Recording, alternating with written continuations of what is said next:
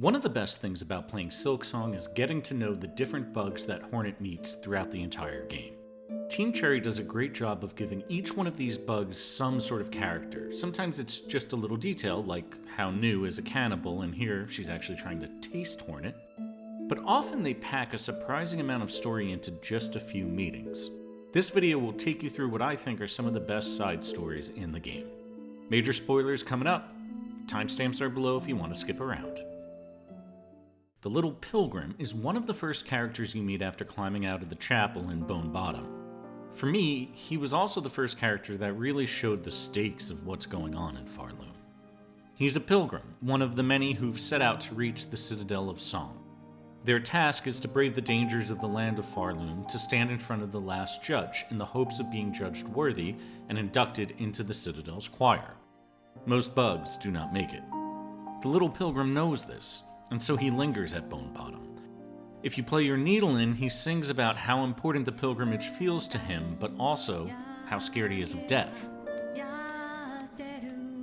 As Hornet progresses through the lands, he asks her about the safe havens along the way that he's heard about, Mossholm Village, Bellheart. But when he learns those places have also been touched by the haunting, he says, "The risk of death was daunting enough, but the loneliness of such a journey, that seems almost too much to bear." At one point, he confesses shame for not beginning his journey. Hornet, in her blunt but compassionate way, tells him he doesn't actually have to do the pilgrimage. He could choose a different path, and for a moment, he considers it. Now, there are a few ways that the little pilgrim's story ends. Here's how it went for me. After I defeated a skull tyrant in the Marrow that was harassing the area around it, another tyrant attacks Bone Bottom in revenge. I fought and destroyed it, and then I saw the little pilgrim had been killed. His fellow pilgrims hold a funeral for him where they don't know his name, but still they sing a song and toss his body into the chapel below. If you play your needle in next to his body, even in death he still sings of his duty to join the Citadel. There is a way to keep the little pilgrim alive. If you progress far enough into the game without killing the skull tyrant, he will eventually move to Pilgrim's Rest. There he tells you his name, Pilby. It's a great early character that shows both the pressure these pilgrims feel to complete their journey and the very real stakes that they face along the way. If the story of the little pilgrim shows us the cost of faith in this world, Sherma's journey shows us its strength. From the moment you meet him singing at a sealed gate, convinced his song will open it, Sherma feels like the heart of the game. He's a bit naive, endlessly optimistic, and sees everything through the beauty of his faith. When Hornet opens the gate by just flipping a switch and opening it, Sherma insists that it was his faithful song that did it. This becomes kind of the pattern of their interactions. Hornet does the work, Sherma thanks his faith. The thing is, Sherma's belief in the power of his song and his faith carries him very far. He manages to make it into the Citadel of Song. The internet has had a lot of fun debating about how he managed this, but I like to think it was simple. He was judged worthy. After taking a well-deserved break in the Citadel's spa, Sherma reaches the Songclave, a rare refuge in the Citadel. There he sees his fellow pilgrims suffering from the wounds of their journey. To help, he travels to the White Ward to find medical supplies. You find him there later, trapped and scared. After you rescue him, Sherma suddenly finds his faith shaken. He saw the brutality of the White Ward with his own eyes, where the leaders of the Citadel performed painful experiments on the pilgrims of this land. But instead of letting this beat him, Sherma keeps his faith. He just begins to express it in a different way.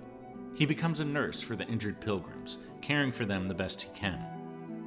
In Act 3, we find that the caretaker of the first shrine has given Sherma his cloak, a symbol that says that now this is Sherma's place, and he is the one who will care for the pilgrims at the Songclave. The last interaction we have with Sherma is right before Hornet descends into the void for the final battle.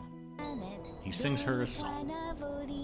Maiden strong, wreathed in red, shield her shell, bless her thread, she fights for us until the end. Please protect my dearest friend. Not every character is inspiring, some are kinda creepy. Like Kratt, he's one of the traveling fleas that Hornet meets through Farloom. Though unlike the little ones or even this big guy, he's not so innocent. You find him trapped in silk, free him, and he immediately tells you that you should visit his carriage, which has a special secret which is a very creepy way of just saying, I rent out a spa from my carriage. He's full of little comments like that. Things like the end of the world need not be a lonely thing. He even calls Hornet Nectar Sweet at one point, and Hornet is like, you shut the up, old man. Eventually, if you use the spa a few times, the true creepiness of Kratt becomes clear. He starts peeping on you from the upper window. If you attack him there, and then confront him outside, his first instinct is to lie, which Hornet does not abide. He's a creepy old flea.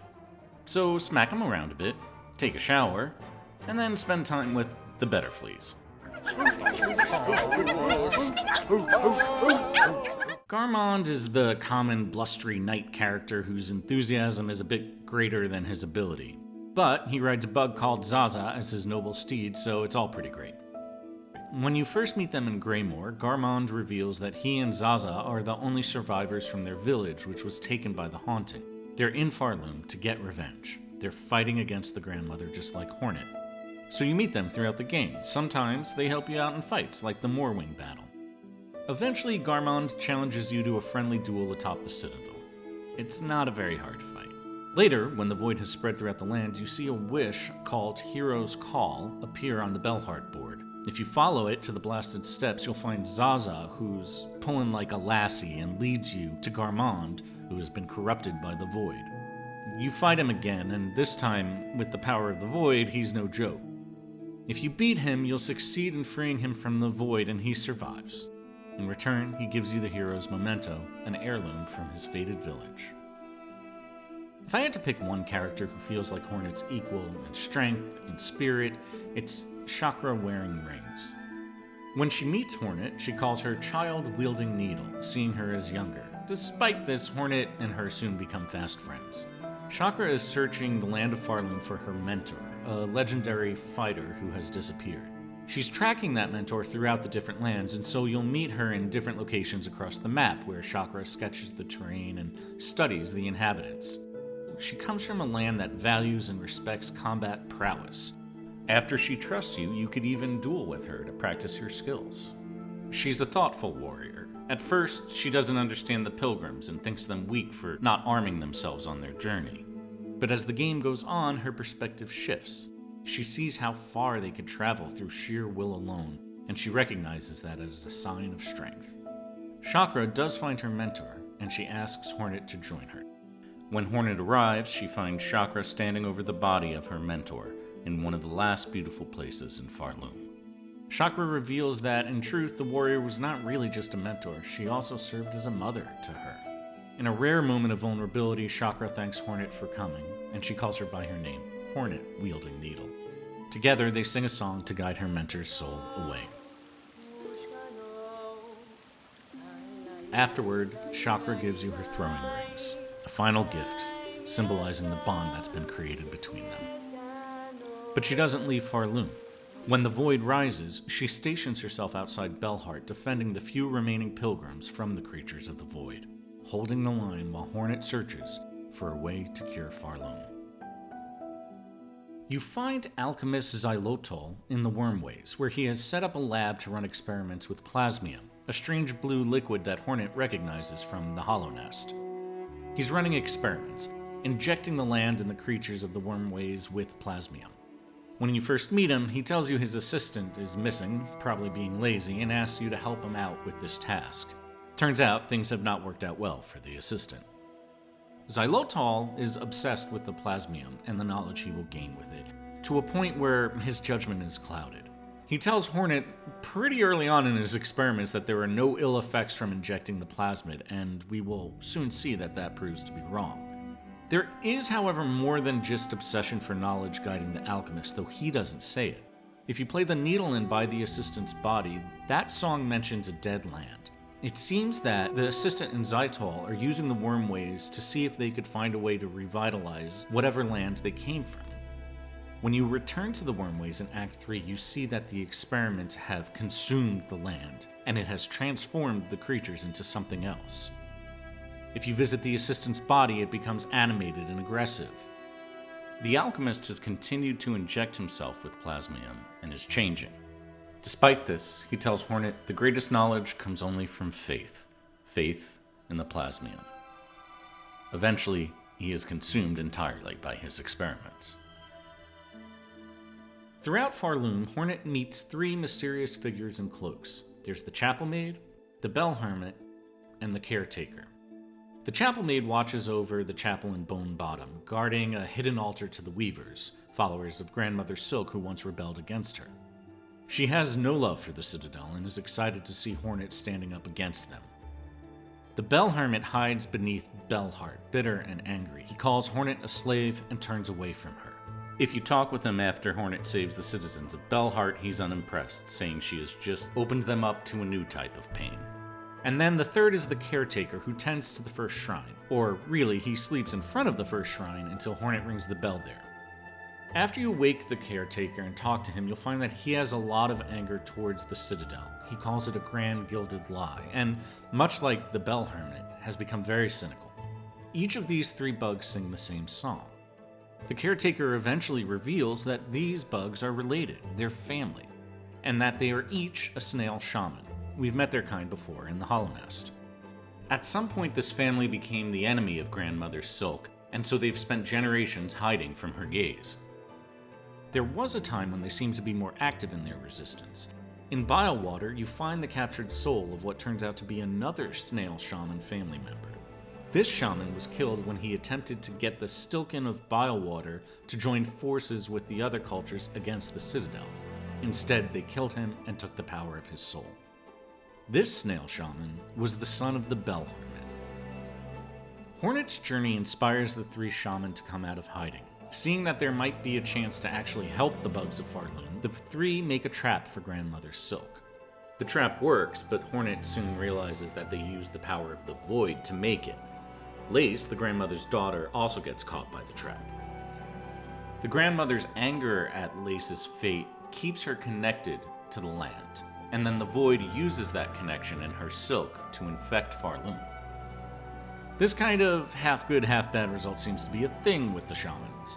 In the first Hollow Knight, a Snail Shaman gives you the Vengeful Spirit spell, seemingly out of the kindness of her heart.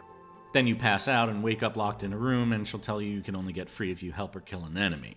Hornet confronts the Snail Shaman with their use of the Void and how it has caused even more destruction upon the bugs of the land. In the end, the shaman pay the ultimate price to set things right. They cast a final spell to give Hornet the ability to confront the Void, giving their lives in the process. We meet the Green Prince trapped in a cell in Sinner's Road. If you try to free him with a simple key, he asks you not to. He wants to be there. But if you do release him, eventually you'll find him cradling the body of one of the cogwork dancers that you fight in the Citadel. Here, he tells you a bit of his story. The Green Prince was one of 2 princes that ruled the land of Verdania generations ago. They were a couple, and together they proved their right to rule to the people by felling a pale stag. When their lands were threatened by Grandmother Silk, the Green Prince's partner made a deal.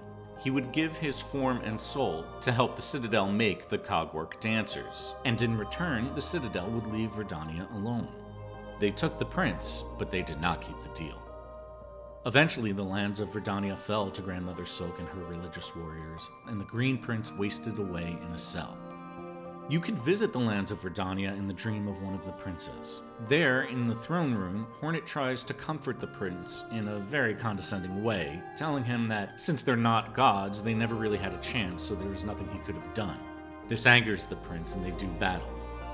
After beating them, Hornet wakes from the dream to find the Green Prince dead, lying upon the metal body of his lover.